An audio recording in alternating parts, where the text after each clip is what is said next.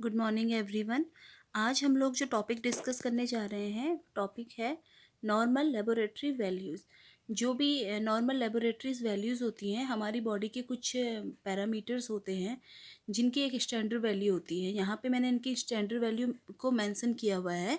ये जो वैल्यूज़ होती हैं इनके बेस पे हम अपने बॉडी का जो हमारी बॉडी का करंट स्टेटस है या हमारी बॉडी की कोई भी प्रॉब्लम, अगर हमें कोई भी डिजीज़ या कोई भी प्रॉब्लम हो रही है तो इन पैरामीटर की हेल्प से हम उनको क्या कर सकते हैं, ईजिली क्या कर सकते हैं, डायग्नोस या आइडेंटिफाई कर सकते हैं। कल मैंने आप लोगों को जो वीडियो बनाया था, जो कल मैंने उसमें आप लोगों ने देखा होगा, हम ब्लड के बारे में बात कर रहे थे। तो ब्लड के ये जो ये वैल्यूज़ हैं, ये हम क्या करते हैं, ब्लड लेते हैं और ब्लड में ही सारे के सारे टेस्ट होते हैं। हम ब्लड में क्या करते हैं, ब्लड प्लाज्मा और ब्लड सेल्स। मैंने आप लोगों को कल भी बताया था कि ब्लड को हमने 2 पार्ट्स में डिवाइड किया है, ब्लड प्लाज्मा में और ब्लड सेल में। तो जो आपका ब्लड प्लाज्मा होता है, कुछ जो ये वैल्यूज़ हैं कुछ प्लाज्मा में प्रेजेंट होती हैं, कुछ आपके ब्लड सेल्स में प्रेजेंट होती हैं।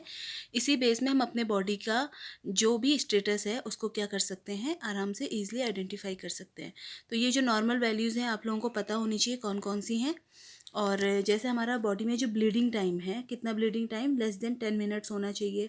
इरिथ्रोसाइट काउंट, ये मैंने कल भी बताया था आपको, इरिथ्रोसाइट हम आरबीसी को कहते हैं। जो रेड ब्लड सेल्स का काउंट है वो 4.2 से 5.9 इंटू 10⁻12 सेल्स पर लीटर हो सकता है। जो इरिथ्रोसाइट सेडिमेंटेशन रेट है, इसकी जो इरिथ्रोसाइट सेडिमेंटेशन रेट है, इरिथ्रोसाइट मतलब आरबीसी सेडिमेंट हो रहा है, कितने टाइम में सेटल डाउन हो रहा है।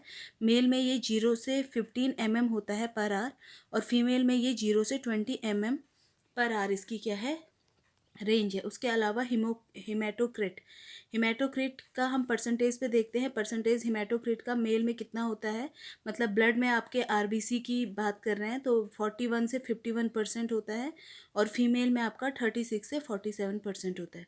हीमोग्लोबिन ब्लड में, मेल में अगर हीमोग्लोबिन की बात करें तो ये 14 टू 70 ग्राम पर डीएल होता है, या इसको हम 140 टू 170 ग्राम पर लीटर भी कह सकते हैं, और फीमेल में 12 टू 16 ग्राम पर डीएल इसकी रेंज है। उसके बाद हम बात करते हैं ल्यूकोसाइट काउंट की, जिसको डब्ल्यूबीसी भी कहते हैं। डब्ल्यूबीसी का जो काउंट है वो 4000 से 10,000 माइक्रो सेल्स पर माइक्रो लीटर होता है।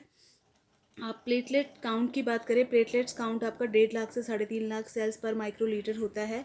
विटामिन B12 की अगर हम बात करें, विटामिन B12 सिरम में कितना प्रेजेंट होता है, 200 से 800 pg पर ml।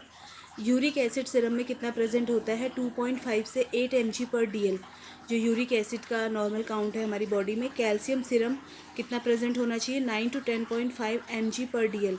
और बिलिरुबिन का जो सिरम लेवल कितना होना चाहिए, ये आपका 0.3 से 1.2 mg पर डीएल। ये तो कुछ पैरामीटर्स हो गए। इसके अलावा कुछ और हैं, जैसे आपकी बॉडी में कोलेस्ट्रॉल की अगर हम बात करें तो कोलेस्ट्रॉल प्लाज्मा में टोटल कितना होना चाहिए, 150 से 199 mg पर डीएल। आयरन सिरम में कितना प्रेजेंट होगा, 60 से 160 माइक्रोग्राम पर डीएल। यूरिक एसिड का रेंज है 250 से 750 mg पर 24 आवर में। ये आपकी डाइट पे डिपेंड करता है। एल्बुमिन और ग्लोबुलिन जो आपके ब्लड प्लाज्मा में प्रोटीन पाए जाते हैं, एल्बुमिन 3.5 से 5.5 ग्राम पर डीएल, और ग्लोबुलिन आपका 2.5 से 3.5 ग्राम पर डीएल प्रेजेंट होना चाहिए। ग्लूकोज, अगर हम ग्लूकोज को बात करें, ग्लूकोज की जो रेंज होती है, इसको हम 2 टाइप से, जब भी हम किसी के शुगर टेस्ट करते हैं तो ग्लूकोज फास्टिंग कंडीशन में अलग होता है, फास्टिंग कंडीशन में और नॉर्मल कंडीशन में अलग होता है। ये फास्टिंग कंडीशन में 70 और 100 mg पर डीएल के प्लाज्मा में इतना प्रेजेंट होना चाहिए, इसका नॉर्मल रेंज है। इससे अगर ज़्यादा है तो ऑब्वियस ही बात है कोई ना कोई डिजीज़। जितने भी पैरामीटर्स मैं आप लोगों को बता रही हूँ, ये पैरामीटर्स का नॉर्मल रेंज है, या हम इसे स्टैंडर्ड वैल्यू कह सकते हैं। अगर ये पैरामीटर्स इस स्टैंडर्ड वैल्यू से कम होते हैं या ज़्यादा होते हैं तो डैट मीन्स कि हमारी बॉडी में कोई ना कोई अभी क्या है, डिजीज़ है, या कोई ना कोई प्रॉब्लम चल रही है। स्टूल में जो फैट होता है वो लेस देन 5 ग्राम पर डे होता है, और जो स्टूल का वेट होता है वो आपका पर डे के हिसाब से 200 ग्राम होना चाहिए, लेस देन 200 ग्राम। कार्बन डाइऑक्साइड कितना होना चाहिए सिरम में, 23 टू 28 m मोल पर लीटर। ये कुछ वैल्यूज़ थी, एक बार आप इसको दोबारा देख लीजिएगा। ये वैल्यूज़ आप लोगों को पता होनी चाहिए, इसी के बेस पे आप आइडेंटिफाई कर सकते हो या किसी भी डिजीज़ को ईजिली क्या कर सकते हो, डायग्नोस कर सकते हो। मैंने आप लोगों को एंडोक्राइन सिस्टम भी पढ़ाया था, एंडोक्राइन सिस्टम में हमको पता है कि हमारी बॉडी में जो एंडोक्राइन ग्लैंड्स हैं वो हार्मोन सिक्रीट करती हैं। नेक्स्ट वीडियो में मैं आपको हार्मोन्स का लेवल बताऊंगी कि किस हार्मोन्स को बॉडी में कितने अमाउंट में क्या होना चाहिए, उसकी स्टैंडर्ड वैल्यू या कितने अमाउंट में वो प्रेजेंट होना चाहिए। Thank you.